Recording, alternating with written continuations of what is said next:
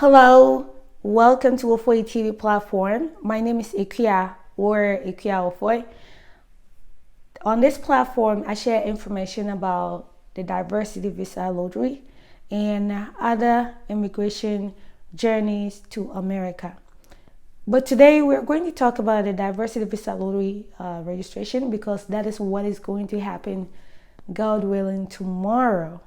And I know that many of you guys are excited and really happy and you're ready to put in your application. But there are some questions that some of you may still have it, lingering around like, hey, can I do this? Can I do that? Is it okay for me to do this? Is it okay for me not to do this? So I'm here to answer some of those questions, talk about some of those questions and answer them so that in case you have one of those questions that is just bugging you, you will know what to do. All right. Now it's just random, not in no particular order. All right. The first thing is that if I submit my application and I do not receive confirmation page, it doesn't mean that it has gone through. No. When you submit your application, you should get to the point where it says submission success. That means your application has gone through, and that should give you a confirmation number. If you did not get to that point, if you did not receive that confirmation page, then your application did not go through. When I say did not receive, I'm not talking about your email on the screen. On the last screen after you have submitted, you click submit. It should just display a confirmation page. If you did not get that, then there's a good chance that your application has not gone through. So try again to make sure it goes through. Right. The next question is, can I save my application and continue later? No. This electronic application system cannot be saved for you to complete later. It's either you go through it at the time or you track it and come back and get back to it. It is timed. It typically gives you like about 30 minutes for you to finish it. But hey, sometimes depending on your internet connectivity, sometimes you could get timed out. Okay, so just make sure that when you go to the website and you're ready to fill the application, you do that in one sitting and get it done with it. Okay, all right. So the next question is, can my spouse and I apply separately for the DV lottery? Yes, you and your spouse. So the spouse is like your husband or your wife. You can both fill the application separately, right? You can fill one. The husband can fill one. The wife can also fill one, as long as both of you qualify individually.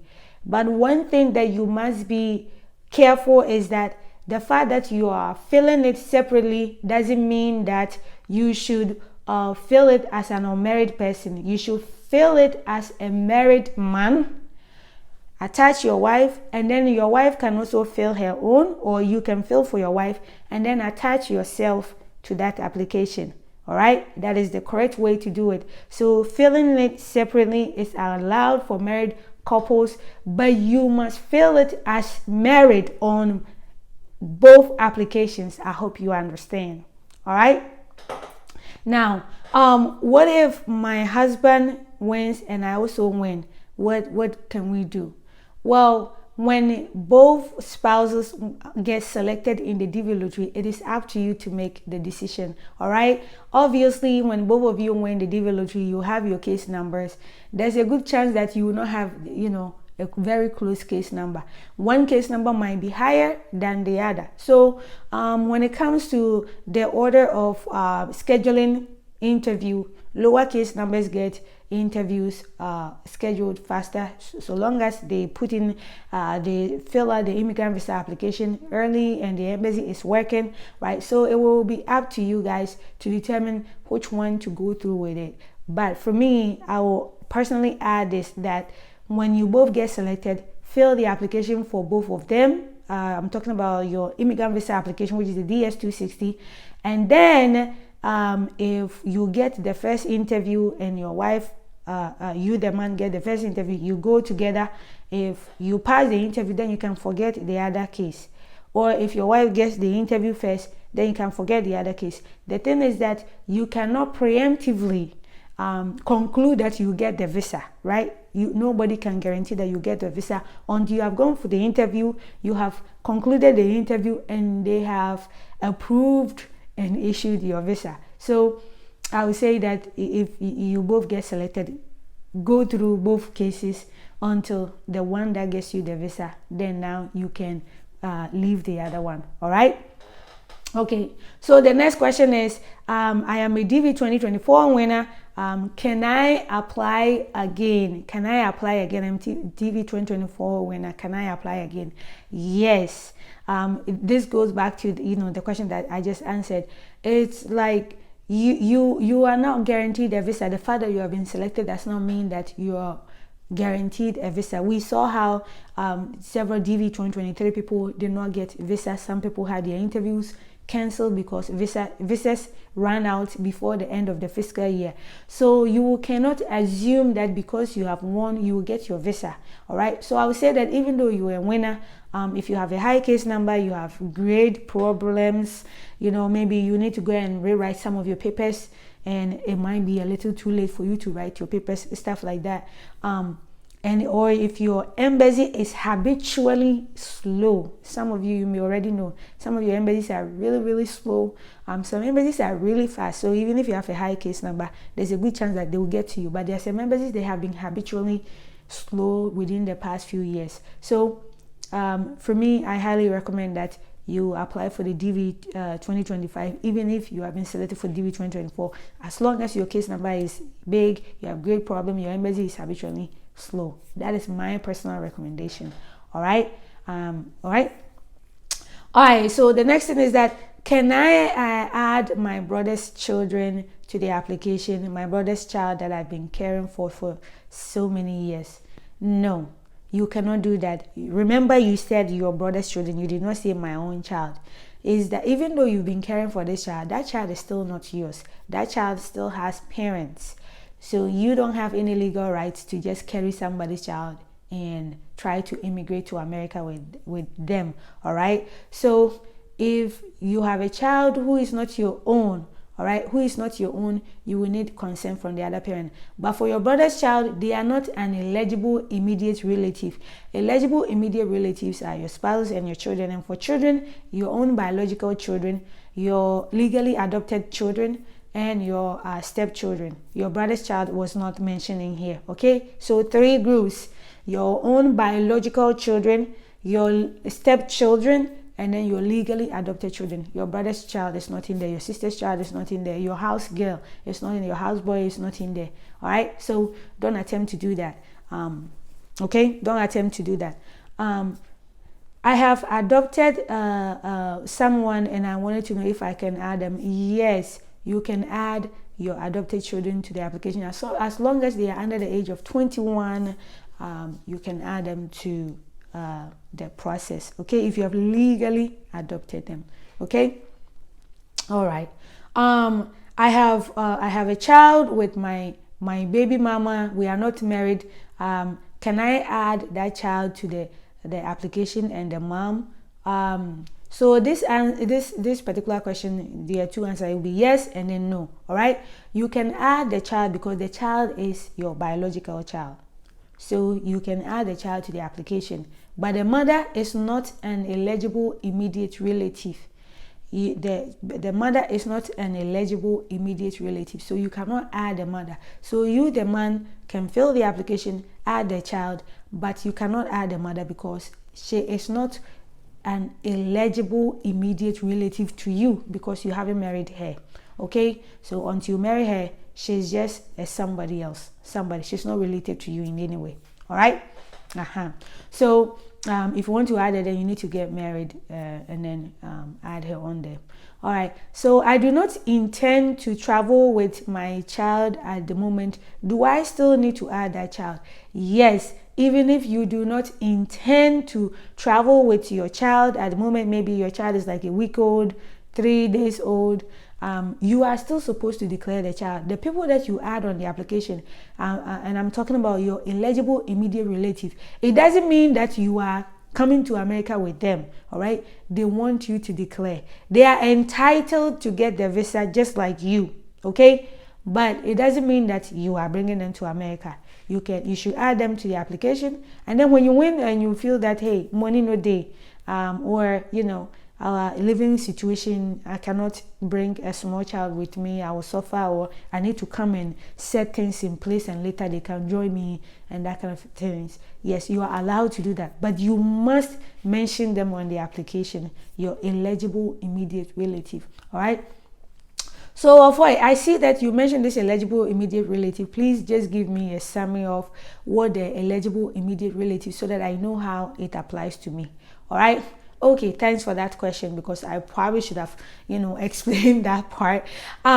So eligible immediate relative are, your spouses and your children.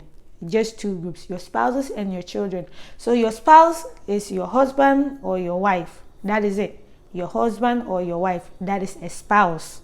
Husband or a wife. Not a girlfriend, not a fiancé, not a partner. Those words, no. It said husband or wife. Husband or wife, and we use the word husband for a man you have married. We use a wife for a woman you have married. Okay, your children are all your biological children who they carry your blood, and then we have stepchildren. Those are children you have gained through marriage. I marry a man, he has 2 children, they are my stepchildren. All right, a man marries me, I have 3 children, they are his stepchildren. So he's supposed to include them on the application as long as their age is under 21. The same goes for all the children. For even your biological children, if their age is 21 and above, you shouldn't include them. You should only count the children whose ages are below 21 and they are not married. All right. And then legally adopted children. Legally adopted children are children that you have adopted them through the legal process, all right? Many countries are part of the Hague Convention, and the Hague Convention has procedures for how adoptions are done in various countries. Not every country subscribes to the Hague Convention, but even in countries where they are not part of the Hague Convention, they might have their own legal procedures for doing adoption. Guys, adoption is not like you go and carry somebody's child, come and live with you, or you see somebody has abandoned a child and then you take the child and that's adoption. No, you must still go through the legal process, because in this world, every child did not just land here by flying from the sky. They came through, parents. There's a mother and there's a father who came together and to give birth to this child, right? So for that powers to be given to you, somebody who did not give birth to that child, they need to make sure that the parents, the actual parents of those child, they are not capable of taking care of the child. They do not want the rights, of parenthood, and they should be taken from them before you can become, the legal parents of, a child that is not your own. So you have to go through the proper process. So once again, for immediate relative, your spouse, husband or wife, and then for children, all your biological children, all your stepchildren, all your legally adopted children, and all the children should be under the age of 21 and not married. All right, okay. So that is it. So I was refused for a U.S. visa many years ago. Can I apply for the DV lottery? So for this one, I would say it depends, okay? You can apply for the DV lottery if you were refused for U.S. visa many years ago. If you have not been barred from America, meaning you have not been banned, that's the word we like using, right? If you have not been barred from America, maybe like they haven't barred you for like 10 years, lifetime, or 2 years, or 3 years. If they have barred you, then you must serve those years outside. You must stay outside of the U.S. for the years that they told you not to enter America, not to try and get in a visa. So if you haven't been barred from America, then definitely you qualify for the DV lottery, you can apply. My uncles and aunties are in America, and they want to help me come to America. Should I apply for the DV lottery, or I may not qualify to do that?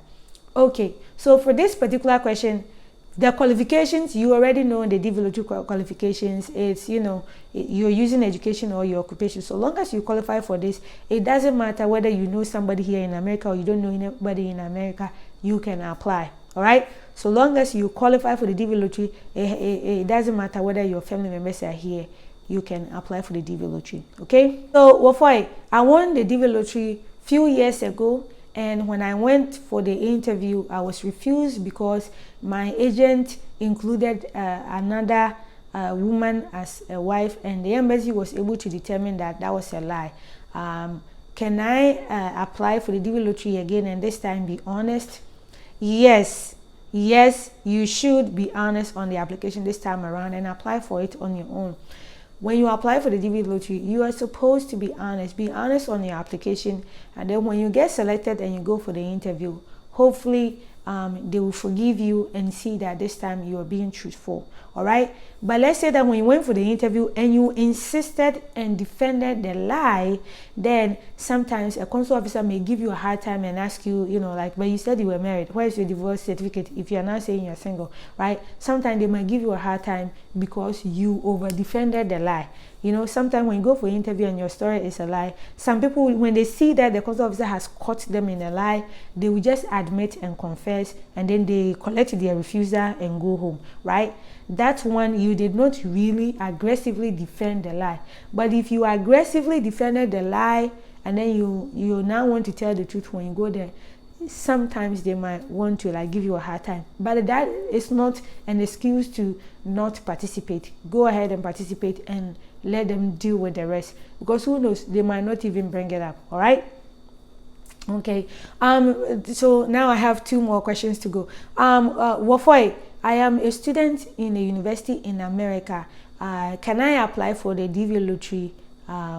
Yes. You see, I've shared this story about my life. My father was actually here in America as a student, and he applied for the DV lottery. He won, and that's how I gained the privilege of coming to America. So yes, if you are a student in America, remember you are on a student visa, which is a temporary visa. You are here for a specific period of time. When you're done with your school, you're supposed to go back. When you drop out of school, you're supposed to hurry and go back to your country, right? But the DV lottery, when you win, it gives you the opportunity to permanently live in America.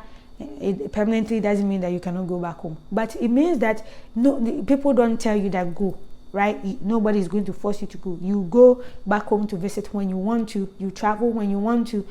So if you are an international student here in America, it is actually wise for you to apply for the DV lottery, because since you're already here in America, you've gained admission to a university in America. So that means that your education already will qualify, right? So why not apply for the DV lottery, and then hopefully you get selected.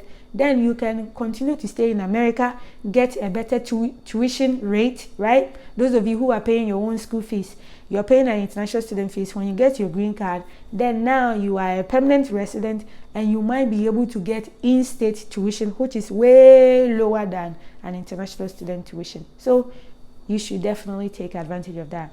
And then the last question, is it advisable for me to let somebody apply for me? You are highly encouraged to apply for this on your own. And today during my live video, I talked about some of the reasons, and I'm going to list the reasons why I feel it is important that you apply for it on your own. First, it is important you apply for it on your own because it will help you avoid mistakes. It will help you avoid mistakes, because remember, the bio data that you are going to input, you're going to type your date of birth, the city that you're born in, you're going to spell your name. It is your information. So there's a little chance that you make a mistake. You know your date of birth. But imagine if you have written your date of birth for somebody, you wrote it in numbers, right? Like 01/02/1986. Okay, 01/02/1986. Somebody may look at it and say that 01, the first one is January, so it's January 2nd, 1986. Somebody in another part of the world may look at it and say that, oh, it is February 1st, 1986. You see how it has created a confusion. Write it and somebody will interpret it as February 1st, 1986. So you don't want to create these problems. So it's best that you fill it on your own. The other thing is that when somebody applies for you, sometimes they hold on to your confirmation page. They don't want to give it to you because they want to benefit from you. They want to benefit from you through this process. They haven't been able to win on their own, so you are the fish that they are going to, harvest now. So definitely, if you don't want to end up having to pay huge sums of money, then apply for it on your own. All right, guys, these are some of the few reasons that I will tell you that fill the thing on your own to avoid mistakes, and then to avoid somebody taking over your case and then trying to benefit from your case. So they just do some things to your case. All right, but guys, if you have any more questions, put them down in the comment section below. I hope that you are now confident in your ability to apply for the DV lottery on your own.